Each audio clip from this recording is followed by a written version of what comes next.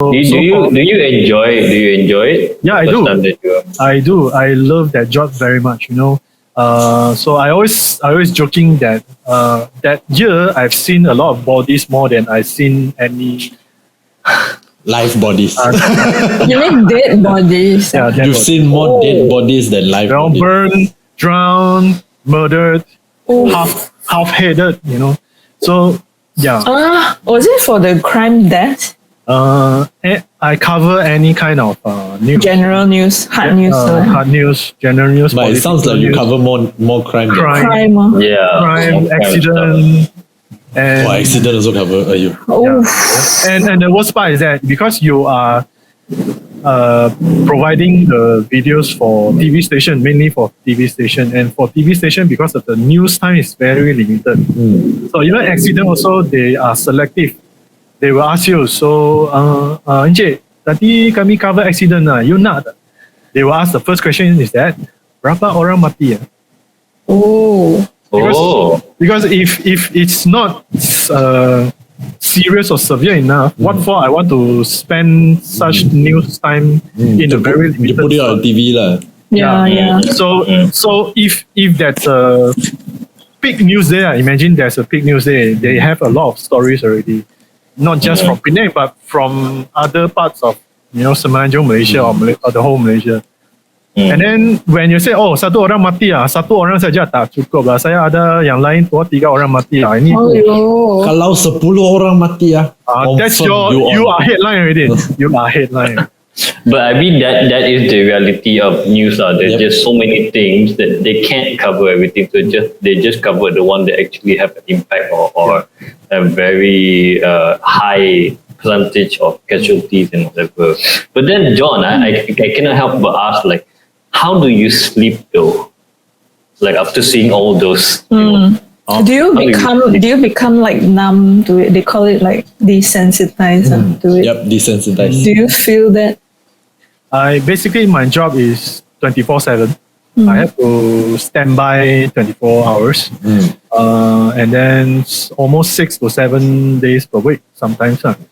So by that time I was so poor, I have to rent a room with another good friends. So 2 guys living a very small room. Imagine that. And then my friend always joke about one thing is that because he's a guy who also same status. I mean, didn't even go to college, no certificate or something. So he also have to work 2 jobs every day. So he become a bartender at night. So he have to work like until 2 or 3 a.m. then only he come home. So he jokes that every time he came back home 2 or 3 at night, he will only see a pants on my bed. You know what I mean? Means that suddenly I will get a call saying that something has happened. I have to change my pants. I have to go. and you go out already. So all he sees is pants and Yes. bed. Not you. No John at 3 a.m. And No John. and the funny thing is that fire always happen at midnight. Oh, Why, I don't know why. Fire likes to happen at night. So most of the time I have to cover, always the midnight call is always about fire. Either a big one or really just nothing. And another one is, all those crimes also happen at night. Like shooting, gang fight, or the operation, operasi police, try to catching some gangsters, So this also happens at night. So I like doing night jobs actually because it's more exciting than daytime. You go for PC, Lim Guan Eng PC. That time Lim Guan Eng is chief minister, so I have to go to Komta 28th floor, go to Lim Guan Eng's office. Of course, it's comfortable, got aircon. You just patch out your tripod and shoot. That's it. But I prefer nighttime. So excitement. Excitement. So you thought about, can I cope with that? When I work, I don't bring emotion. And when fires, right? The worst part is not looking at the fires or the bodies. It's actually the most emotional part is the families outside shouting at their family who trapped inside the fire. Agree. And then suddenly you realize that all the lines you heard in series, drama, or movies are exactly the same. It's like, oh, why you leave me alone? Why you don't come out? It's like, wow, are you acting? It's all the lines that you listen from movies. So you have to tune out a bit. Yeah, I have if to. not, you cannot do the job. And imagine there are certain fires that maybe involves little children. Yeah, I covered that one before. I covered that one. Really? Ayo. So, but on the spot, I don't really feel it because my mission or my job is to get the best Footage. Footage. and I have to submit it to whatever TV station that want that visual. But always the moment where once I finish the job, when I started to cool down, I will go to the back of my office where it's a rest place for us. Then, I will start to read the newspaper when I read the news that I just covered. Then my whole emotion will feel very down.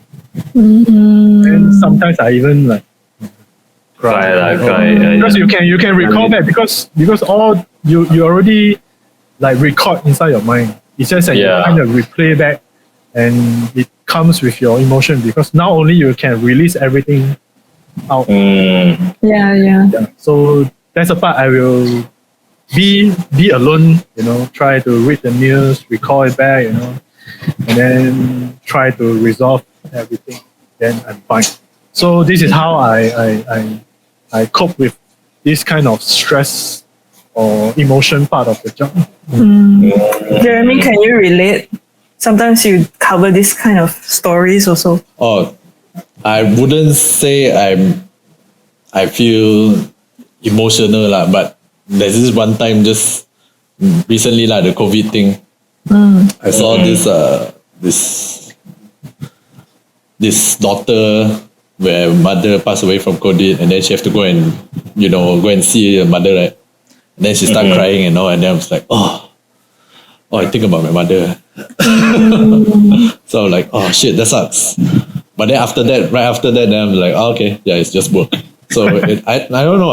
I'm pretty, how to say, desensitized. I mean, I've seen also quite an amount. So it's kind of rude or mean to say that I don't care, but it's just somehow like, yeah. I think it's like you close the compartment like that. Yeah, it's like, it's work. You don't have to really feel for them. As long as it doesn't happen to you, somehow I just like, oh.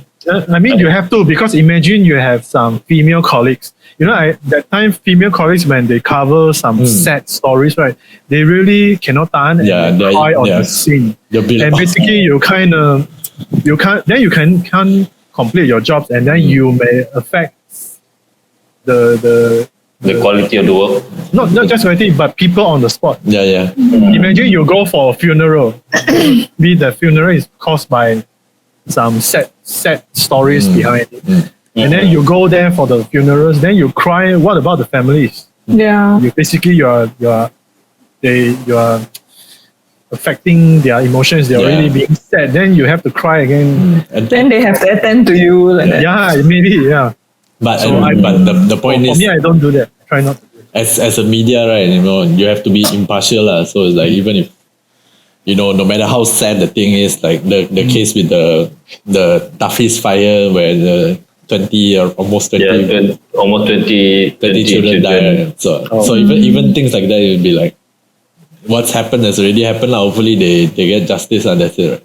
I think in the end, as a media, we have to respect other people. But in the same time, we still have to maintain professional, especially when you have to handle the family of the victims. So I cover a few big case in Penang, and I had colleagues who really get punched by the family because he or she tried to get the better angle. Whenever those cameramen, they try to get visuals, they always be in the wrong position at the wrong time.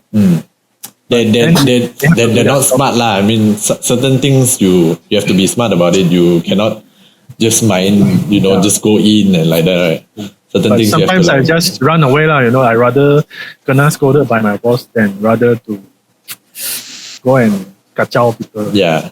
So because things like that, you have to ask first. And if you don't ask, then you don't respect them lah. So At least get a permission from. if they from don't relative permit lah. you, then don't do it lah. It's that simple.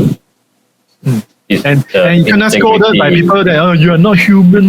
You're not human. What you think now you thinking about picture only, you don't think about us. You think about picture. Yeah. It's like 你们不是人啊！ it's our job.